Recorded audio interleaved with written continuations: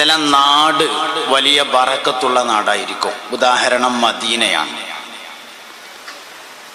പുണ്യനബി സല്ലല്ലാഹു അലൈഹി വസല്ലമ തങ്ങൾ മദീനയിൽ കിടന്നുറങ്ങുന്നുണ്ട് എന്നത് തന്നെയാണ് മദീനയുടെ ബറക്കത്ത്. ലോകത്തിലെ ഏറ്റവും നല്ല സ്വഭാവമുള്ള ആൾക്കാർ മദീനക്കാരാണ്. ഏത് നാട് നമ്മൾ പരിശോധിച്ചാലും ആ നാടിൻ്റെ ഏറ്റവും വലിയ പ്രത്യേകത ഒന്നുകിൽ ആ നാട്ടിൽ നിലവിൽ ജീവിച്ചു കൊണ്ടിരിക്കുന്ന ആളുകളോ അല്ലെങ്കിൽ മുമ്പ് ജീവിച്ച് മരണപ്പെട്ടു പോയ ആളുകളോ ആയിരിക്കും. ഒരു സ്ഥലത്തിൻ്റെ പ്രത്യേകത എന്ന് പറഞ്ഞാൽ ചില ആളുകളാണ്. അതേസമയത്ത് സമയത്തിൻ്റെ പ്രത്യേകത ചില സംഭവങ്ങളായിരിക്കും. വെള്ളിയാഴ്ചയുടെ പ്രത്യേകത എന്താണെന്ന് മുസ്തഫായ നബി സല്ലല്ലാഹു അലൈഹി വസല്ലമയോട് ചോദിച്ചപ്പോൾ ആദം നബി അലൈഹി ഇസ്ലാമിന് സ്വർഗപ്രവേശനം നൽകിയ ദിവസമാണ് എന്ന് പറയുകയുണ്ടായി. ഒരു സമയത്തിൻ്റെ പ്രത്യേകത ഒരു സംഭവമാണ്. എന്നാൽ ഒരു സ്ഥലത്തിൻ്റെ പ്രത്യേകത ഒന്നുകിൽ നിലവിൽ അവിടെ ജീവിച്ചു കൊണ്ടിരിക്കുന്ന ആൾ. ഉദാഹരണം മമ്പുറന്ന് പറഞ്ഞാൽ തിരുരങ്ങാടി പുഴൻ്റെ മേലെ കൂടിയ മിനി ബസ് പോണ പാലുണ്ട് എന്നല്ല, മമ്പർത്ത തങ്ങൾ പറഞ്ഞ ഒരാളവിടെ ഉണ്ട് എന്നാണ്. ഒരു മനുഷ്യനാണ് ഒരു നാടിൻ്റെ പ്രത്യേകത. പാണക്കാട് എന്ന് പറഞ്ഞാൽ ആ പള്ളിൻ്റെ ബാക്കിൽ നല്ല വെള്ളമുള്ള ഒരു പുഴ ഉണ്ടാവുന്നല്ല, പാണക്കാട്ടെ തങ്ങൾ എന്ന് പറഞ്ഞ ഒരാളുണ്ട് എന്നാണ്. ഏത് നാടും അങ്ങനെയാണ്. അങ്ങനത്തെ ആളുകളുള്ള നാടിനെയാണ് ബറക്കത്തുള്ള നാട് എന്ന് പറയുന്നത്. ആയുസ്സിൽ ബർക്കത്തുണ്ടാവും. ചില ആൾക്കാർ 110 കൊല്ലം ജീവിക്കും, എന്നിട്ടോ മരിച്ചു, വേറൊന്നുമില്ല, അങ്ങനെ ഉണ്ടാവും. ചില ആൾക്കാർ 50 കൊല്ലേ ജീവിക്കുള്ളൂ, അല്ലെങ്കിൽ അതിലെ താഴെ ഉണ്ടാവുള്ളൂ. പക്ഷെ ഈ 50 കൊല്ലം കൊണ്ട് ചെയ്ത കാര്യങ്ങളൊക്കെ പരിശോധിച്ച് നോക്കിയാൽ ഒരു 3 മനുഷ്യന്റെ ആയുസ് കൂട്ടിയാലും എത്തൂല. ഉദാഹരണം ഹുജ്ജത്തുൽ ഇസ്ലാം അബൂ ഹാമിദുൽ ഗസാലി റളിയല്ലാഹു അൻഹു ആണ്. കുറഞ്ഞ കാലാണ് ജീവിച്ചത്. ജീവിച്ച കാലം കൊണ്ട് ചെയ്തതൊക്കെ കൂടി നോക്കിയാൽ ഒരു 3 പുരുഷായുസ് ചെലവഴിച്ചാലും എത്തൂല എന്നതാണ് മഹാനായ ഹുജ്ജത്തുൽ ഇസ്ലാം അബൂ ഹാമിദുൽ ഗസാലി റളിയല്ലാഹു അൻഹുവിന്റെ പ്രത്യേകത. ചില മക്കളിൽ വലിയ ബർക്കത്തുണ്ടാവുന്ന 10 മക്കളുണ്ട്, ആവശ്യ നേരത്ത് ഒറ്റൊന്നും ഉണ്ടായില്ല, അങ്ങനെ ഉണ്ടാവും. ഒരു ചെറുക്കനെ ഉള്ളൂ, എല്ലാ ആവശ്യത്തിനും ഉണ്ട്, ആള് ബാക്കിയുണ്ട്, അങ്ങനെ ഉണ്ടാവും. മക്കളിലെ ബറക്കത്താണത്. ഇങ്ങനെ ഭക്ഷണത്തിലെ ബറക്കത്തുണ്ട്, ആരോഗ്യത്തിലെ ബറക്കത്തുണ്ട്, ആയുസ്സിലെ ബറക്കത്തുണ്ട്, ഇൽമിലെ ബറക്കത്തുണ്ട്. ചില ആൾക്കാരോട് വലിയ വിവരമൊന്നും ഉണ്ടാവില്ല, പക്ഷെ എന്ത് ചോദ്യം ചോദിച്ചാലും മൂപ്പരടുത്ത് മറുപടി ഉണ്ടാവും, അതൊരു ബറക്കത്താണ്. ചില ആൾക്കാർക്ക് നല്ല വിവരം ഉണ്ടാവും, കോടതി പിരിഞ്ഞതിൻ്റെ ശേഷം ബുദ്ധി ഉദിക്കുള്ളൂ എന്നുള്ളതാണ് പ്രശ്നം. ബറക്കത്തില്ലെങ്കിൽ അങ്ങനെ ഉണ്ടാവും. അങ്ങനെയാണ്. ചില സദസ്സുകൾക്ക് വലിയ ബറക്കത്തുണ്ടാവുമെന്നാണ്. ചില സ്ഥാപനങ്ങൾക്ക് വലിയ ബറക്കത്തുണ്ടാവും. ഉദാഹരണം പട്ടിക്കാട് ജാമിയ നൂരിയ അറബിക് കോളേജ്. ഒരു ചെറിയ സ്വാർത്ഥത ഉണ്ട് എന്ന് വിചാരിച്ചോളി, ഉണ്ടാവുമല്ലോ, സ്വാഭാവികമാണല്ലോ, ഞാൻ അവിടുന്ന് പഠിച്ചതാണ്, അതുകൊണ്ട് ഉണ്ടാവണമല്ലോ, ഇല്ലെങ്കിൽ എന്തിനാ പറ്റുക അതന്നെ. അപ്പോ അങ്ങനെ ചില സ്ഥാപനങ്ങൾക്ക് വലിയൊരു ബറക്കത്തുണ്ടാവും. പുത്തനങ്ങാടി ശുഹദാ കോളേജ്, ചില സ്ഥാപനങ്ങൾക്കൊരു ബറക്കത്തുണ്ടാവും. ചില മനുഷ്യന്മാരുടെ ജീവിതത്തിന് വലിയ ബറക്കത്തുണ്ടാവുന്നതാണ്. ജീവിതം ബറക്കത്തുള്ളതാവണമെങ്കിൽ 3 പ്രധാനപ്പെട്ട കാര്യങ്ങൾ സൂക്ഷിക്കണമെന്നാണ്. 1 ശീലങ്ങൾ ശരിയാക്കണം, 2 മര്യാദകൾ ശരിയാക്കണം, 3-മത്തേത് കാര്യബോധമുണ്ടായിരിക്കണം. 3 കാര്യം ഉണ്ടായാലേ ജീവിതം ബറക്കത്തുണ്ടാവുള്ളൂ. 1 ശീലം ശരിയാക്കുക. ശീലങ്ങൾ കുറേ എണ്ണുണ്ട്. ഭക്ഷണശീലം അതൊരു പ്രധാനപ്പെട്ട ശീലമാണ്. ഉറക്കശീലം അതൊരു ശീലമാണ്. യാത്രാശീലം അതൊരു ശീലമാണ്. ഇങ്ങനെ ശീലങ്ങൾ ശരിയാക്കിയെടുക്കുമ്പോഴേ ജീവിതത്തിന് ബറക്കത്തുണ്ടാവുള്ളൂ. ഇതിൽ ഏറ്റവും പ്രധാനപ്പെട്ട ശീലം ദാനശീലമാകുന്നു എന്നാണ്. ബഹുമാനപ്പെട്ട ഹബീബുനാ റസൂലുള്ളാഹി സ്വല്ലല്ലാഹു അലൈഹി വസല്ലമ തങ്ങളുടെ പുന്നാരമോളായിരുന്ന റുഖിയ്യ ബീവി റളിയല്ലാഹു അൻഹയെ ഉസ്മാൻ റളിയല്ലാഹു അൻഹു കല്യാണം കഴിച്ചിരുന്നു. മനുഷ്യന്മാരെ, എൻ്റെ വയത് തുടങ്ങിയിട്ടുണ്ട് കേട്ടോ. ചിലപ്പോൾ നിങ്ങളിങ്ങനെ വിചാരിക്കും ഇനി എപ്പോഴാ മൂപ്പര് വയത് തുടങ്ങിയിട്ടുണ്ട്. ഇങ്ങനെ തന്നെയാണ് വയത്. ഇതിങ്ങനെ 1 മണിക്കൂർ കഴിയുമ്പോൾ അവസാനിക്കുക ചെയ്യുക. അതുകൊണ്ട് ശ്രദ്ധിച്ചിരുന്നോളി എല്ലാവരും. സാധാരണ ഒരു വയതിൻ്റെ ഈണമൊന്നും ഉണ്ടാവില്ല. പക്ഷെ ഞാൻ കുറച്ച് കാര്യങ്ങൾ പറയാൻ ഉദ്ദേശിച്ചിട്ടുണ്ട്. ശ്രദ്ധിച്ചിരിക്കുന്നവർക്ക് അത് വേഗത്തിൽ മനസ്സിലാവും. എഡിറ്റ് ചെയ്യാൻ ഒന്നും ഉണ്ടാവില്ല, മുഴുവെടുക്കാനുള്ളതാണ്. പുണ്യനബി സല്ലല്ലാഹു അലൈഹി വസല്ലമയുടെ മകളായ റുഖിയ ബീവി റളിയല്ലാഹു അൻഹയെ ഉസ്മാൻ റളിയല്ലാഹു അൻഹു കല്യാണം കഴിച്ചിരുന്നു. ബദർ യുദ്ധം നടക്കുന്ന സമയത്ത് റുഖിയ ബീവി വഫാത്തായി. പിന്നീട് മുത്തുനബി സല്ലല്ലാഹു അലൈഹി വസല്ലമയുടെ മകളായ ഉമ്മു കുൽസൂമിനെയും ബഹുമാനപ്പെട്ട ഉസ്മാൻ റളിയല്ലാഹു അൻഹു കല്യാണം കഴിച്ചു. ഉമ്മു കുൽസൂമും കുറെ കാലം ജീവിച്ചില്ല. ഉമ്മു കുൽസൂം മരണപ്പെട്ടപ്പോൾ നബി തങ്ങൾ ഒരു വർത്താനം പറഞ്ഞു, എനിക്കിഞ്ഞ് 1 മോളെയും കൂടിയും കെട്ടിക്കാണ്ടായിരുന്നുവെങ്കിൽ അതും കൂടി ഞാൻ ഉസ്മാൻ എന്നെ കെട്ടിച്ചു കൊടുക്കുമായിരുന്നു. എന്താ ഉസ്മാൻ റളിയല്ലാഹു അൻഹുവിന്റെ പ്രത്യേകത? അതാണ് പെൺകുട്ടിയൊക്കെ കല്യാണം ആലോചിക്കുമ്പോൾ ആകെ ആലോചിക്കേണ്ടത് ഉസ്മാൻ റളിയല്ലാഹു അൻഹുവിന്റെ പ്രത്യേകത ഉണ്ടോന്നാണ്. നബി തങ്ങൾ 2 മക്കളെ കെട്ടിച്ചും കൊടുത്തു. ഇനി ഒരാളെയും കൂടിയും കെട്ടിക്കാണ്ടെങ്കിൽ അതും കൂടി ഞാൻ ഉസ്മാനെ കെട്ടിച്ചു കൊടുക്കുമായിരുന്നു എന്ന് പറയുകയും ചെയ്തു. ഉസ്മാൻ റളിയല്ലാഹു അൻഹുവിന്റെ പ്രത്യേകത എന്താണ്? മുസ്തഫ നബി സല്ലല്ലാഹു അലൈഹി വസല്ലമ യുദ്ധത്തിന് പോകാൻ വേണ്ടി വഅദ് പറയുകയാണ്. സ്വഹാബ, മൂത്രത്തിലേക്ക് പുറപ്പെടൽ നിർബന്ധമാണ്. നമ്മളടുത്ത് പൈസ ഒന്നുമില്ല, അതുകൊണ്ട് ഉള്ളവരൊക്കെ ഉള്ളതിനനുസരിച്ച് സഹായിക്കണം എന്ന് പറഞ്ഞപ്പോ ഉസ്മാൻ റളിയല്ലാഹു അൻഹു എഴുന്നേറ്റ് നിന്ന് പറഞ്ഞു, അല്ലാഹുവിന്റെ റസൂലേ, 100 ഒട്ടകങ്ങളും അവൾക്ക് ചുമക്കാൻ മാത്രമുള്ള ആയുധങ്ങളും ഞാൻ തരാം. ഇരിക്കുന്നു. മൂപ്പര് ഇരുന്നു. രണ്ടാമതും വഅദ് പറഞ്ഞു, സഹാബ, യുദ്ധത്തിന് പോകാൻ കുറച്ചും കൂടി തോനെ പൈസ വേണം. നമ്മൾ യുദ്ധത്തിന് പോയില്ലെങ്കിൽ ശത്രുക്കൾ മദീനയിലേക്ക് കടന്നു വരും. അപ്പോൾ മദീനയിലെ സ്ത്രീകളുടെയും കുട്ടികളുടെയും കാര്യം അപകടത്തിലാകും. അതുകൊണ്ട് കുറച്ചും കൂടിയും പൈസ വേണമെന്ന് പറഞ്ഞപ്പോ രണ്ടാമതും ഉസ്മാൻ റളിയല്ലാഹു അൻഹു എഴുന്നേറ്റ് പറഞ്ഞു, അല്ലാഹുവിന്റെ റസൂലേ, 100 ഒട്ടകങ്ങളും ആ 100 ഒട്ടകങ്ങൾക്ക് ചുമക്കാൻ മാത്രമുള്ള ആയുധവും ഞാൻ തരാന്ന്. ഇത് പറയുമ്പോ നമ്മക്ക് ഇങ്ങനെ തോന്നും, മൂപ്പര വാപ്പാന്റെ സ്വത്ത് കുറച്ച് തോനെ കിട്ടിയിട്ടുണ്ടാവും, അതിൽ അങ്ങാടിയിൽ 25 സെന്റ് വിറ്റത് ഇക്കാരെന്ന്. അല്ല, ഉസ്മാൻ റളിയല്ലാഹു അൻഹു മക്കയിൽ നിന്ന് കയ്യും വീശിയിട്ട് മദീനയിലേക്ക് ഹിജറ വന്ന മുഹാജിറാൻ. പിന്നെ എന്തേ കൊടുക്കാണ്ടായത് എന്നതിന്റെ കാരണം ദാനശീലം എന്ന അടിസ്ഥാന ഗുണമുണ്ടായിരുന്നു എന്നതാണ്. അതുകൊണ്ട് മക്കളെ കെട്ടിക്കുമ്പോ ആകെ ആലോചിക്കേണ്ടത് ഒരു കാര്യമാണ്, ദാനശീലമുള്ളവനാണോ ഇല്ലാത്തവനാണോ. ദാനശീലമുള്ളവന്റെ സ്വഭാവം വേറെ ഇക്കാരം, ദാനശീലം ഇല്ലാത്തവന്റെ സ്വഭാവം വേറെ ഇക്കാരം. മരോള വാപ്പ ഉംറക്ക് പോകാണ് എന്ന് പറഞ്ഞിട്ടാല് ദാനശീലുള്ള ആളാണെങ്കിൽ പറയും, പെയ്ക്കോട്ടെ, അൽഹംദുലില്ലാ, പൈസ അതിനൊക്കെ ഉള്ളത് തന്നെയല്ലേ, പിന്നെ ദണ്ണും കേടൊക്കെ അല്ലേ, അതങ്ങോട്ട് സംസം വെള്ളം നല്ലോണം കുടിച്ചാ മതി എന്ന് പറയും. ദാനശീലുള്ള ആള്. ദാനശീല ഇല്ലാത്ത ആളാണെങ്കിൽ പറയും, എന്തിനാപ്പ ഈ വയസ്സാം കാലത്ത് അയാൾ പോണത്, അയാള് പണ്ട് ജിദ്ദയില് നിന്നീന്ന് എല്ലാ വെള്ളിയാഴ്ചയും പോയിന്നതല്ലേ എന്ന് പറയും. ദാനശീല ഇല്ലാത്ത ആള്. വർത്താനത്തിൽ വരെ ആ വ്യത്യാസം ഉണ്ടാവും എന്നുള്ളതാണ്.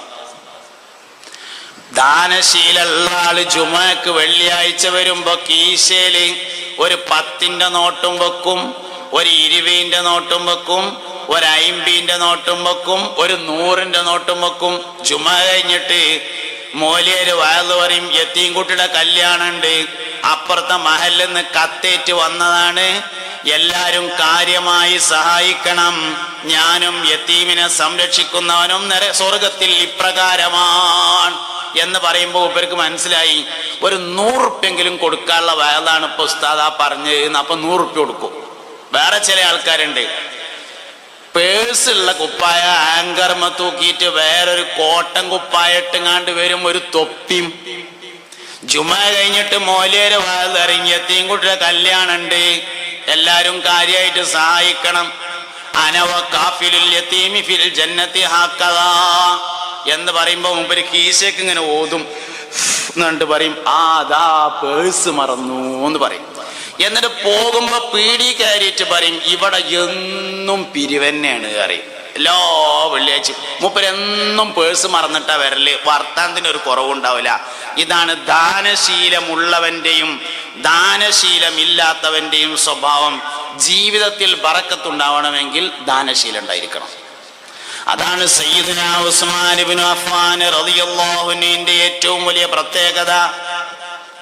മഹാനായ സയ്യിദുനാ സിദ്ദീഖുൽ അക്ബർ റളിയല്ലാഹു അൻഹുവിനും ഈ പ്രത്യേകതയുണ്ട്.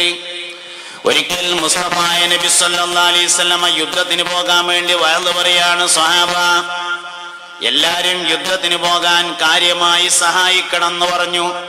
സിദ്ദീഖുൽ അക്ബർ റളിയല്ലാഹു അൻഹു വീട്ടിലേക്ക് പോയി. ഉസ്മാൻ റളിയല്ലാഹു അൻഹു വീട്ടിൽ പോയി. ഉമർ ഇബ്നുൽ ഖത്താബ് റളിയല്ലാഹു അൻഹു വീട്ടിൽ പോയി. ഉസ്മാൻ റളിയല്ലാഹു അൻഹു വീട്ടിൽ ചെന്ന് നോക്കുമ്പോ 14,000 ദിർഹംസ് വീട്ടിലുണ്ടായിരുന്നു. അതിന്റെ നേരെ പകുതി 7,000 ദിർഹം എടുത്തിട്ട് കൊണ്ടുവന്ന് കയ്യിൽ പിടിച്ചിട്ട് നബി തങ്ങളുടെ അടുത്ത് ഇങ്ങനെ നിന്നു സല്ലല്ലാഹു അലൈഹി വസല്ലം. സിദ്ദീഖുൽ അക്ബർ റളിയല്ലാഹു അൻഹു വീട്ടിൽ ചെന്നപ്പോ ചില്ലറ പൈസയാണ് ഉള്ളത്. ഇള്ളെടുത്തുങ്ങാണ്ട് മൂപ്പരും വന്നു. പുന്നാര നബി സല്ലല്ലാഹു അലൈഹി വസല്ലം ചോദിച്ചു, അബൂബക്കറെ, ഉമറെ, ഉസ്മാനെ, നിങ്ങൾ എന്താ കൊണ്ടുവന്നത്? ഉസ്മാൻ റളിയല്ലാഹു അൻഹു പറഞ്ഞു, അല്ലാഹുവിന്റെ റസൂലേ, ഞാൻ 7,000 ദിർഹംസ് കൊണ്ടുവന്നിട്ടുണ്ട്, തരീന്ന് പറഞ്ഞു വാങ്ങി. ഇനി വീട്ടിൽ ഭാര്യക്കും മക്കൾക്കും എന്താണ് ബാക്കിയുള്ളത് ഉസ്മാനെ എന്ന് ചോദിച്ചപ്പോ മഹാനായ സയ്യിദുനാ ഉസ്മാൻ ഇബ്നു അഫ്ഫാൻ റളിയല്ലാഹു അൻഹു പറഞ്ഞു, അല്ലാഹുവിന്റെ റസൂലേ, വീട്ടിൽ ഭാര്യക്കും മക്കൾക്കും ഇത്രയും കൂടി ഉണ്ട് എന്ന് പറഞ്ഞപ്പോ പറഞ്ഞു, അല്ലാഹു ഉസ്മാനെ നിങ്ങൾക്ക് ചെലവഴിച്ചതിലും വീട്ടിൽ വെച്ചതിലും ബറക്കത്ത് ചെയ്യട്ടെ എന്ന് തോരുന്നു. അപ്പുറത്ത് സിദ്ദീഖ് റളിയല്ലാഹു അൻഹു നിൽക്കുന്നുണ്ടായിരുന്നു. മൂപ്പരോട് ചോദിച്ചു, അബൂബക്കറെ, നിങ്ങളെന്താ കൊണ്ടുവന്നതെന്ന് ചോദിച്ചു. അതിൽ പറഞ്ഞു, നബി ഏതാ ചില്ലറ പൈസയാണ് ഞാൻ കൊടുന്നത് എന്ന് പറഞ്ഞാണ്ട് ഉള്ളത് കൊടുത്തു. അതേ ചോദ്യം സിദ്ദീഖ് റളിയല്ലാഹു അൻഹുവിനോട് ചോദിച്ചു, അബൂബക്കറെ, ഇനി ഭാര്യക്കും മക്കൾക്കും വീട്ടിൽ എന്താണുള്ളത് എന്ന് ചോദിച്ചപ്പോ പറഞ്ഞു, അല്ലാഹുവിന്റെ റസൂലേ, അബൂബക്കർ സിദ്ദീഖിന്റെ വീട്ടില് ഇതിനേക്കാൾ ഹൈറായതുണ്ട് നബിയേ എന്ന് പറഞ്ഞപ്പോ പുന്നാര നബി തങ്ങൾ ചോദിച്ചു, അല്ലയോ അബൂബക്കറെ, ഇതിനേക്കാൾ ഹൈറായ എന്താണ് വീട്ടിലുള്ളത് എന്ന് ചോദിച്ചപ്പോ പറഞ്ഞു, അല്ലാഹുവിന്റെ റസൂലേ സ്വല്ലല്ലാഹു അലൈഹി വസല്ലം, അബൂബക്കറിന്റെ വീട്ടിൽ ഇനി ബാക്കിയുള്ളത് അല്ലാഹുവും അല്ലാഹുവിന്റെ റസൂലുമാകുന്നു എന്ന് പറഞ്ഞപ്പോ കേട്ടു നിന്നിരുന്ന ഉസ്മാൻ റളിയല്ലാഹു അൻഹു പറഞ്ഞു, ഈ ദുനിയാവിൽ ആരെ തോൽപ്പിച്ചാലും അബൂബക്കർ സിദ്ദീഖ് റളിയല്ലാഹു അൻഹുവിനെ തോൽപ്പിക്കാൻ കഴിയില്ല. ഞാൻ 7,000 ദിർഹംസ് കൊടുത്തിട്ടുള്ളത് എന്റെ വീട്ടിലുള്ളതിന്റെ പകുതിയാണ്. സിദ്ദീഖുൽ അക്ബർ ചില്ലറ പൈസ കൊടുത്തിട്ടുള്ളത് വീട്ടിലുള്ളത് മുഴുവനുമാണ്. ഇതിനെയാണ് ദാനശീലം എന്ന് പറയുന്നത്. ജീവിതത്തിൽ ബർക്കത്തുണ്ടാവും. നമ്മളൊരു ദിവസം പെരയിൽ ഇങ്ങനെ ഇരിക്കുകയാണെന്ന് വിചാരിച്ചോളി, ഡൈനിങ് ഹാളില്. അപ്പൊ ഒരാൾ വന്നിട്ട് ബെല്ലടിച്ചു. അപ്പൊ ഡൈനിങ് ഹാളിന്റെ ജനലിന്റെ ഉള്ളിൽ കൂടെ കർട്ടൻ നീക്കിയിട്ട് ഇങ്ങനെ നോക്കിയപ്പോ കാലുകൊണ്ട് ചെയ്യാത്ത ഒരാളാന്ന് മനസ്സിലായി. അപ്പൊ നമ്മളെ മോനെ വിളിച്ചിട്ട് പറഞ്ഞു, ചെറുക്കവിടെ വാ, മനസ്സിന്റെ അടുത്ത് 5 നയ പൈസ ഇല്ലാത്തടത്ത് ഓരോന്ന് ഏന്തി വലിഞ്ഞ് കയറി നിൽക്കണേ, ബാപ്പ ഇവിടെ ഇല്ല എന്ന് പറഞ്ഞാളാന്ന് പറയാൻ പറ്റും. ഇതൊരു പഠിപ്പിക്കലാണ്. വേറൊരു പഠിപ്പിക്കലുണ്ട്. വല്യമ്മക്ക് ഗോരോചനാദി വാങ്ങാൻ വെച്ചിരുന്ന പൈസ ഒരു 5 കൊട്ടൻ ഉറുപ്പ്യ എടുത്തിട്ട് ചെറുക്കന്റെ അടുത്ത് കൊടുത്തിട്ട് പറഞ്ഞു, മോനെ, പാപ്പാന്റെ അടുത്ത് ഒന്നും ഇല്ലടാ, എന്നാലും ഞമ്മടെ അടുത്തുനിന്ന് എന്തെങ്കിലും കിട്ടും എഴുതിങ്ങാണ്ട് വന്നതല്ല അയാള്. വെറും കൈയോടെ മടക്കണത് ശരിയല്ല. പാപ്പാന്റെ കുട്ടി ഇതാണ് കൊണ്ടേ കൊടുത്തലാന്ന് പറഞ്ഞാൽ രണ്ടാമത്തെ ഒരു പഠിപ്പിക്കലാണ്. രണ്ടാമത് പഠിപ്പിച്ചാൽ ജീവിതത്തിൽ ബർക്കത്തുണ്ടാവുന്ന ഞാൻ പറയണത്. 3 കാര്യങ്ങൾ സൂക്ഷിച്ചാലേ ജീവിതത്തിൽ ബർക്കത്തുണ്ടാവുള്ളൂ. ഒന്ന്, ദാനശീലം പഠിപ്പിക്കണം. അതാണ് അടിസ്ഥാന ശീലം. അതാണ് പഠിപ്പിച്ചാൽ ബാക്കി ശീലങ്ങൾ ക്ലിയർ ആകും. ഓന്റെ സ്വഭാവം നേരാവും. ദാനശീലമുള്ളവന്റെ സ്വഭാവമേ നേരാവുള്ളൂ, അല്ലാത്തവന്റെ സ്വഭാവം നേരാവില്ല. ഇതന്നെ ഒന്നാമത്തെ കാര്യം. രണ്ടാമത്തെ കാര്യം മര്യാദയുമായി ബന്ധപ്പെട്ടതാണ്. 1 ശീലം ശരിയാക്കുക, 2 മര്യാദ ശരിയാക്കുക, 3 കാര്യബോധം ഉണ്ടാകുക. 3 കാര്യം ഉണ്ടായാലേ ജീവിതത്തിന് ബർക്കത്ത് ഉണ്ടാവുള്ളൂ. ബർക്കത്തിന് ദ്വാരക്കണം. അല്ലാഹുമ്മ ബാരിക് ലനാ ഫീ റജബിൻ വശഅബാൻ വബല്ലിഗ്നാ റമളാൻ ദ്വാരക്കണം. ബർക്കത്തിന് വേണ്ടിയുള്ള ഏറ്റവും വലിയ ദുആ ഖുനൂത്താണ്. സുബ്ഹിയിലെ ഖുനൂത്ത്, റമളാനിലെ അവസാനത്തെ പകുതിയിലെ വിത്റിലെ ഖുനൂത്ത്, നാസിലത്തിന്റെ ഖുനൂത്ത്. എല്ലാം ബറക്കത്തിനുള്ള ദുആയാണ്. അല്ലാഹുമ്മ ഹ്ദിനാ ഫീമൻ ഹദൈത് വആഫിനാ ഫീമൻ ആഫൈത് വതവല്ലനാ ഫീമൻ തവല്ലൈത് വബാരിക് ലനാ ഫീമാ അഅതൈത്. അല്ലാഹുവേ, ഞങ്ങൾക്ക് നൽകിയതിൽ നീ ബറക്കത്ത് തരണേ, തോനെ തരണേ എന്നല്ല, ഉള്ളതിൽ ബറക്കത്തുണ്ടായാൽ അതാണ് ഏറ്റവും ഖൈറ്. 3 ലക്ഷം റുപ്യ ഒരാളെ കയ്യിലുണ്ട്, 3 ലക്ഷം റുപ്യ, ഓന് 3,100,000 റുപ്യ ആവശ്യമുണ്ട് എന്ന് വിചാരിക്കുക. എന്നിട്ടോ എല്ലാരോടും ഇങ്ങനെ ചോദിക്കുക, ഒരു 100 റുപ്യ തരുമോ? ബറക്കത്തില്ലെങ്കിൽ അങ്ങനെ ഉണ്ടാവും. ബറക്കത്തുള്ള 1000 റുപ്യ ഉണ്ടെങ്കിൽ സൂപ്പർ മാർക്കറ്റിൽ നിന്ന് സാധനം വാങ്ങിയതിന്റെ 300 റുപ്യയും കൊടുത്ത് വല്യമ്മാന്റെ മരുന്ന് 200 റുപ്യക്കും വാങ്ങിയാലും പോക്കറ്റിൽ വെക്കാൻ 500 റുപ്യ ബാക്കി ഉണ്ടാവും. അതാണ് ബറക്കത്തുള്ള സമ്പത്ത്. ബറക്കത്തുള്ള ഉണ്ടായിട്ടേ കാര്യമുള്ളൂ, ബറക്കത്തില്ലാത്ത എത്ര ഉണ്ടായിട്ട് ഒരു പ്രയോജനമില്ല. തന്നെ സംഗതി. അതുകൊണ്ട് ബറക്കത്തിനുള്ള ദുആയാണ് സുബ്ഹിയിലെ ഖുനൂത്ത്. വബാരിക് ലനാ ഫീമാ അഅതൈത്. അല്ലാഹുവേ, ഞങ്ങൾക്ക് നീ നൽകിയതിൽ ബറക്കത്ത് ചെയ്യണേ അല്ലാ. അതുകൊണ്ട് മുടങ്ങാതെ എല്ലാവരും ഖുനൂത്ത് ഓതണം. ആദ്യം മുടങ്ങാതെ സുബഹിസ്കരിക്കണം, അതിൽ ഖുനൂത്ത് ഓതണം. ബറക്കത്തിനുള്ള ദുആ. സുബഹിസ്കരിക്കുന്ന ആൾക്കേ ബറക്കത്തുള്ളൂ, അല്ലാത്തതിന് ബറക്കത്തുണ്ടാവില്ല. അതുകൊണ്ട് ഒന്നാമത്തെ കാര്യം ശീലം ശരിയാക്കുക. രണ്ടാമത്തത് മര്യാദ ശരിയാക്കണം. മര്യാദകൾ ശരിയാക്കുക. എല്ലാ കാര്യങ്ങൾക്കും മര്യാദ ഉണ്ട്. ഒരു വിഷയം ചെയ്യുന്നതിനേക്കാൾ പ്രധാനപ്പെട്ടതായിരിക്കും അതിന്റെ മര്യാദ പാലിക്കൽ. പള്ളിയിലേക്ക് കയറിയില്ലെങ്കിൽ കയറിയിട്ടില്ലാന്നേ വരുള്ളൂ, കയറിയിട്ട് മൂത്രാക്കിയാൽ മുർത്തദ്ദാവും. അപ്പൊ ആ വിഷയം ചെയ്യുന്നതിനേക്കാൾ പ്രധാനപ്പെട്ടതാണ് അതിന്റെ അദബ് പാലിക്കൽ. മുസാബ് എടുത്തില്ലെങ്കിൽ ആ ചങ്ങായി മുസാബ് എടുത്തില്ലാന്നേ വരുള്ളൂ, എടുത്തിട്ട് മ്ലേച്ഛമാക്കിയാൽ ആള് ദീനെന്ന് പുറത്തേക്കാണ് പോകും. അതുകൊണ്ട് ഒരു വിഷയം ചെയ്യുന്നതിനേക്കാൾ പ്രധാനമാണ് അതിന്റെ ബറക്കത്ത്, അതിന്റെ മര്യാദ പാലിക്കൽ. ഇൽമിൽ ബറക്കത്തുണ്ടാവണമെങ്കിൽ ഗുരുനാഥനെ ആദരിക്കണമെന്നാണ്. ഇൽമിൽ ബറക്കത്തുണ്ടാവണമെങ്കിൽ ഗുരുവിനെ ആദരിക്കണം, അധ്യാപകനെ ആദരിക്കണം. ഗുരുവിനെ ആദരിക്കാത്തവന് 3 വിപത്തുകൾ ഉണ്ടാകുമെന്നാണ്. ഒന്ന്, അയാളിൽ നിന്ന് പഠിച്ചതിന്റെ ഉപകാരം നഷ്ടപ്പെടുന്നതാണ്. രണ്ടാമത്തേത് ഉപജീവനം തടയപ്പെടുന്നതാണ്. 3, അന്ത്യം ചീത്തയായി മരിക്കുന്നതാണ്. അതുകൊണ്ട് ഇൽമിന്റെ ഉപകാരം ഉണ്ടാവണമെങ്കിൽ ഗുരുനാഥനെ ബഹുമാനിക്കണം. അത് ഡ്രൈവിംഗ് പഠിപ്പിച്ചു തന്ന ഗുരുനാഥനെയാണെങ്കിലും ശരി, ഖുർആൻ പഠിപ്പിച്ചു തന്ന ആള് മാത്രല്ല. ഒജീനം തടയപ്പെടും. സൂപ്പർ മാർക്കറ്റ് തുടങ്ങിയിട്ട് നേരായില്ല, കണ്ണടപ്പിടി തുടങ്ങി നേരായില്ല, ഗൾഫ് പോയിട്ട് ക്ലച്ച് പിടിച്ചില്ല, എവിടെ പോയിട്ട് നേരാണില്ല. കുട്ടികൾ തിന്നണ അന്നത്തിന്റെ കടം കൂടി വരികയാണെങ്കിൽ ഏത് ടീച്ചറെയാണ് മഷി ഉടഞ്ഞിട്ടുള്ളത് എന്ന് ഉടൻ പരിശോധിക്കണമെന്നാണ്. ഗുരുവിനെ ഇൻസൾട്ട് ചെയ്തവനല്ലാതെ ജീവിതമാർഗം തടയപ്പെടുകയില്ലെന്നാണ്. അതുകൊണ്ട് ജീവിതത്തിൽ ബറക്കത്തുണ്ടാവണമെങ്കിൽ ഗുരുവിനെ ആദരിക്കണമെന്നാണ് മര്യാദ. അപ്പൊ ഒരു മനുഷ്യന്റെ ജീവിതത്തിൽ ബറക്കത്തുണ്ടാണെങ്കിൽ രണ്ടാമത് പാലിക്കേണ്ടത് മര്യാദകളാണ്. നേരത്തെ പറഞ്ഞതുപോലെ ശീലങ്ങളിലെ അടിസ്ഥാന ശീലം ദാനശീലമായതുപോലെ മര്യാദകളിലെ അടിസ്ഥാന മര്യാദ ഭക്ഷണ മര്യാദയാണ്. എല്ലാറ്റിനും അടിസ്ഥാനമുണ്ട്. മര്യാദകളിലെ അടിസ്ഥാന മര്യാദ ഭക്ഷണ മര്യാദയാണ്. ഭക്ഷണത്തിൽ മര്യാദയുള്ളവൻ ജീവിതത്തിൽ മൊത്തത്തിൽ മര്യാദയുണ്ടാകുമെന്നാണ്. എല്ലാ മര്യാദയും തിന്നാൻ കണ്ടാലേക്കാരം. അപ്പൊ നിങ്ങളെല്ലാവരും നല്ല മര്യാദക്ക് ഇരിക്കുന്നുണ്ടല്ലോ, ഓരോ ചായ കൊടുത്തു നോക്കിയാൽ കാണപ്പോടെ എങ്ങനെ ഉണ്ടാവും ഇരുത്തെന്നറിയാൻ. തീറ്റ നല്ല മര്യാദയും പോകുന്നതാണ്, ഭക്ഷണം കണ്ടാൽ മര്യാദ പോവുകയാണ്. സത്യത്തിൽ ഭക്ഷണത്തിന്റെ അടുക്കലാണ് ഏറ്റവും കൂടുതൽ അദബ് പാലിക്കാനുള്ളത്.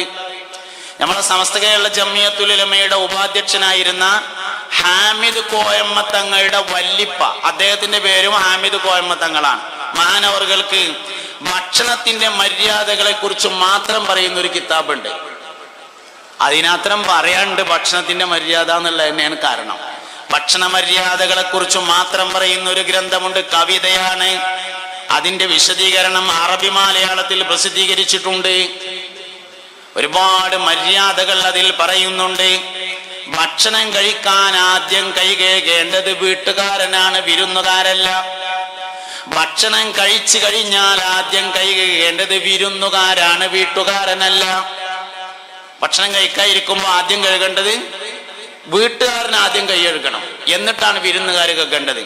ഭക്ഷണം കഴിച്ചു കഴിഞ്ഞാൽ ആദ്യം കൈ കഴുകേണ്ടത് വിരുന്നുകാരും അവസാനം കൈ കഴുകേണ്ടത് വീട്ടുകാരനുമാകുന്നു. ഭക്ഷണത്തിന് കൈ കഴുകുമ്പോൾ ആദ്യം കൈ കഴുകേണ്ടത് കുട്ടികളാണ്, പിന്നീട് മുതിർന്നവരാണ്.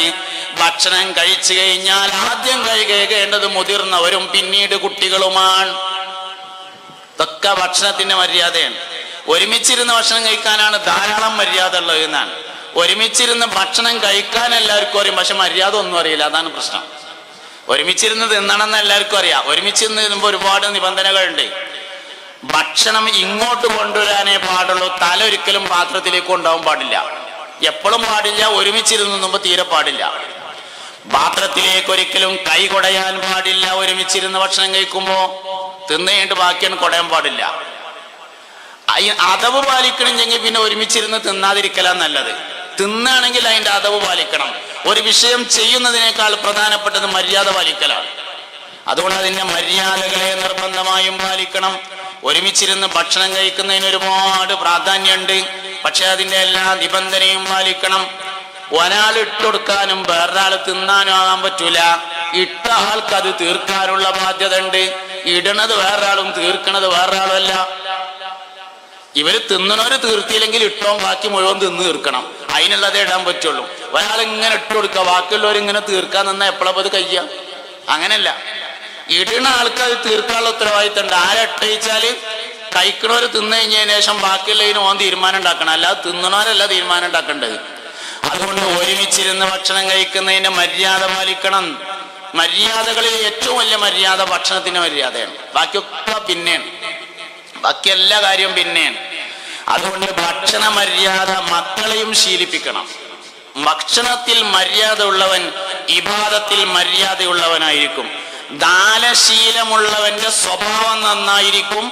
ഭക്ഷണ മര്യാദ പാലിക്കുന്നവന്റെ ഇബാദത്ത് കറക്റ്റ് ആയിരിക്കും.